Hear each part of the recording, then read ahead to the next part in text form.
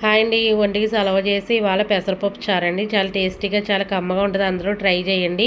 ఇదిగోండి ఒక చిన్న గ్లాస్తో పెసరపప్పు తీసుకుని 4 సార్లు కడిగి 2 గ్లాసులు వాటర్ వేసి గ్యాస్ మీద పెడితే మెత్తగా ఉడికిపోతుందండి. ఇలాగా ఉడికిన తర్వాత పచ్చిమిరకాయలు, ఉల్లిపాయలు, టమాటాలు వేసండి బాగా మగ్గనివ్వాలండి. అలాగే పసుపు కూడా వేసి బాగా మగ్గనివ్వాలి. మా ఛానల్ లైక్ చేయండి, షేర్ చేయండి, సబ్స్క్రైబ్ చేయండి. Please subscribe.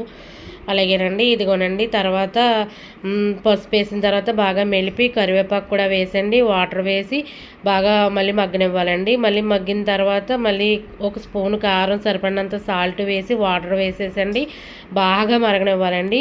ఒక పావు గంట అయినా మరగనివ్వాలి. మరిగిన తర్వాత బాణీలో ఆయిల్ వేసుకోండి. వేరే బాణీలో ఎండుమిరగాయలు, కరివేపాకు, కొత్తిమీర, జీలకర్ర, ఎల్లుల్లిపాయ, ఇంగువ అన్నీ వేసి తాలింపు పెట్టుకోవాలండి. తాలింపు వేసాక ఎమ్మటే మూత పెట్టుకుంటే ఫ్లేవర్ బాగుంటుంది. మనకి పులుపు కోసం 4 నిమ్మకాయలు పట్టినాయండి. నాకు రసం వేసుకున్నానండి.